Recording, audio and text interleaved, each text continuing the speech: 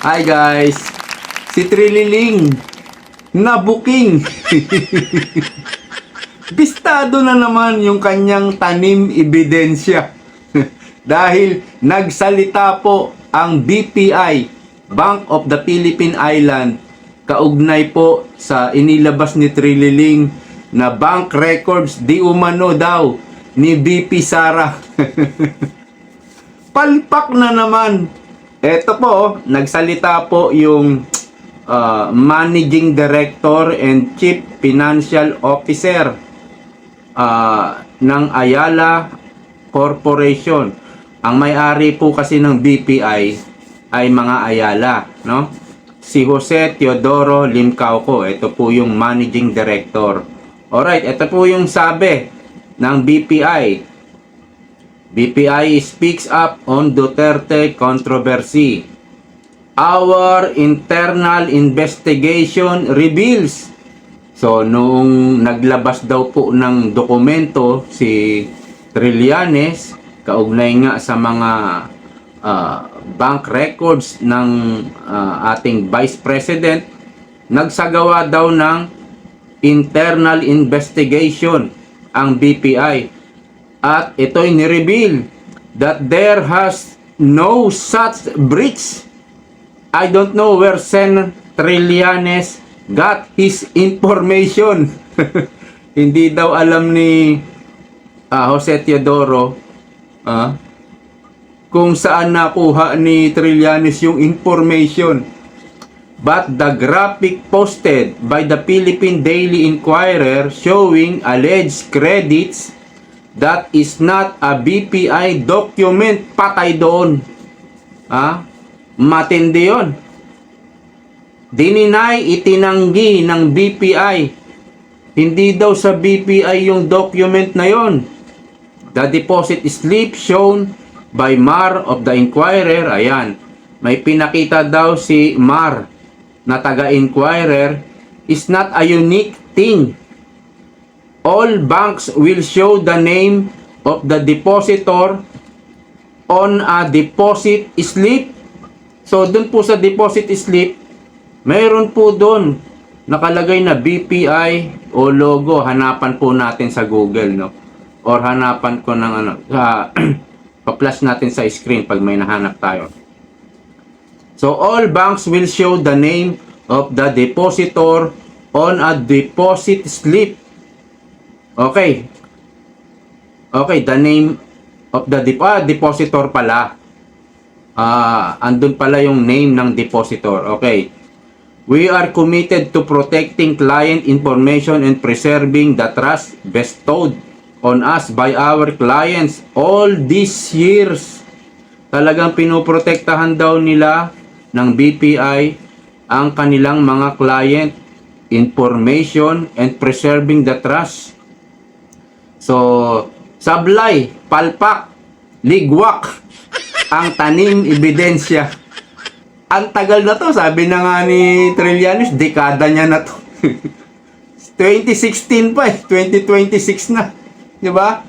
Kampanya pa lang, nagkakampanya pa lang si Tatay Digong, hindi pa siya presidente, sinisiraan na siya ni Trillanes eh. Hindi po, sabi ko na nga sa inyo eh, ilang beses ko nang sinabi, nagkwento pa ako. May account din po ako kay BPI eh.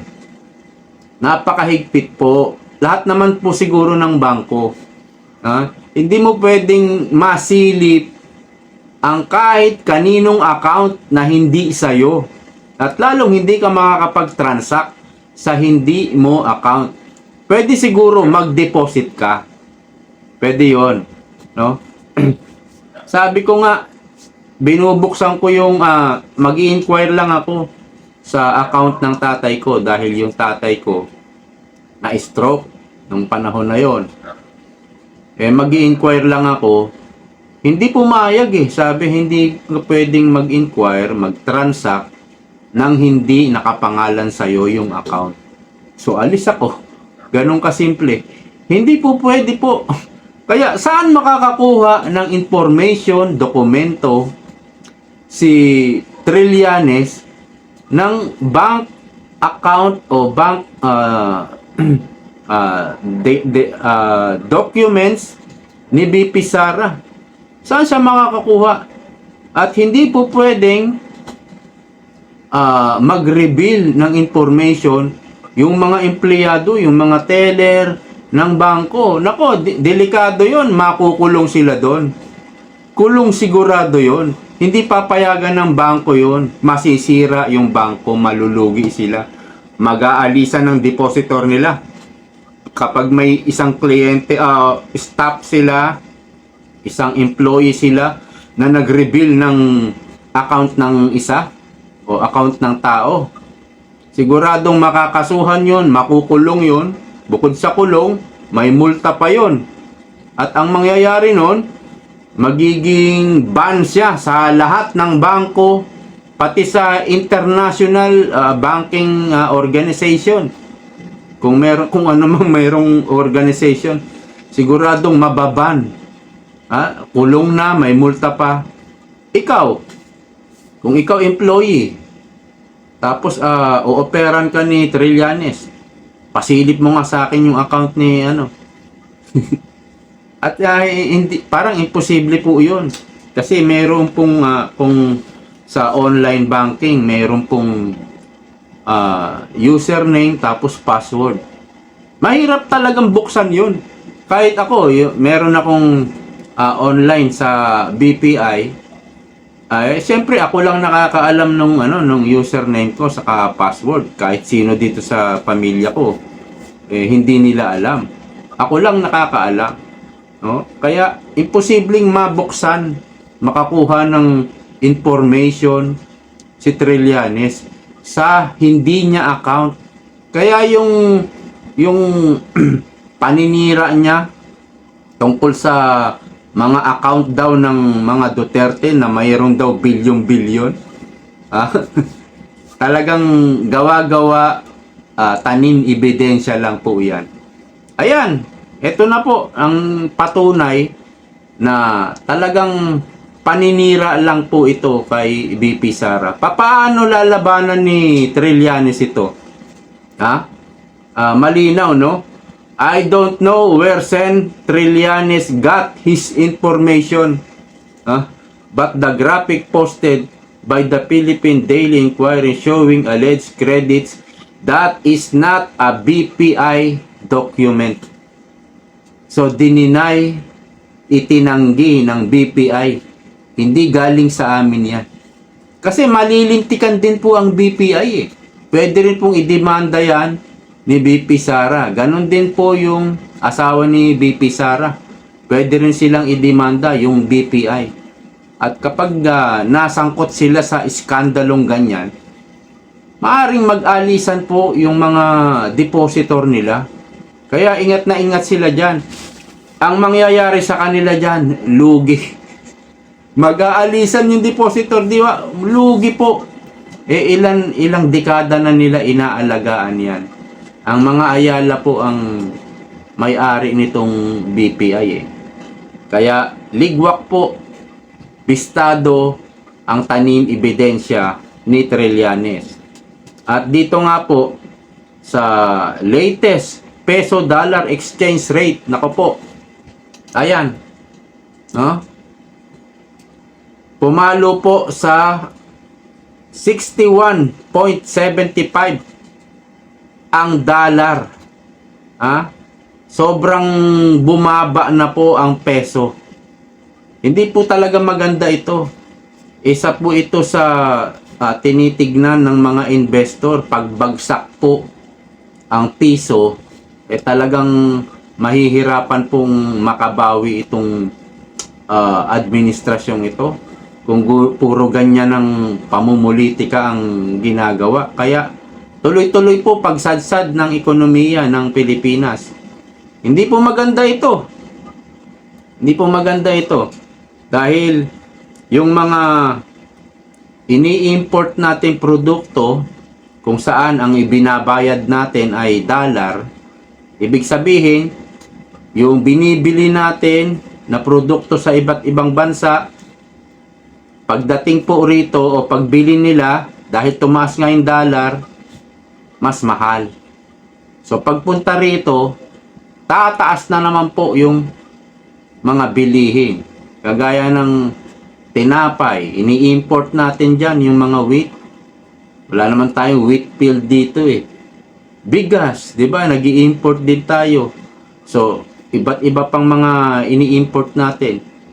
Tataas po na naman ang presyo niyan. Lalong-lalo na ang langis. At ito pong euro, versus Philippine peso o Philippine peso versus euro. Ayan, kitang-kita po yung indicator, 72 na. 'Di ba? Pag nakikita natin sa SM, sa money exchange doon, makikita natin yung euro nasa 68 lang eh. Minsan 65 pa nga dati, 66, 68. Ay ito yung indicator oh. April, ayan oh, parang 68 something lang. Tapos naging 69. Pero ngayon kita nyo, tumaas na sa 72. 72.06. Ganun din po yung ini-import natin sa Europe. Tataas din po kung euro ang bayaran doon. Tataas din po ang produkto pagdating dito. Puro pataas po talaga yung presyo nito. Yan po ang mangyayari kapag ang peso natin bumababa, ang dollar ang tumataas. Siguro, natutuwa yung mga kumikita ng dollar, lalaki yung palitan nila ng kinikita nilang dollar. Pero, ganun din. Magmamahal din naman yung mga presyo dito sa Pilipinas. Ganun din po. So, mas maganda po na stable lang yung ating peso. Kagaya nung panahon ni Duterte, nasa 53, 54. Ganyan lang eh. 55. Ganyan lang po yung nakaraang mga peso exchange rate o dollar exchange rate. So, wala talaga pong pag-asa dito kay Bongbong Marcos. Tapos ito, idadivert lang po nila ito. At ang problema sa media ngayon, hindi na po pinapansin yan. Dahil camping nga sila o nabayaran ng Marcos administration.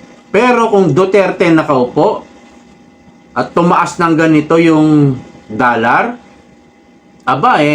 talagang siguro mag-i-interview pa sila dito.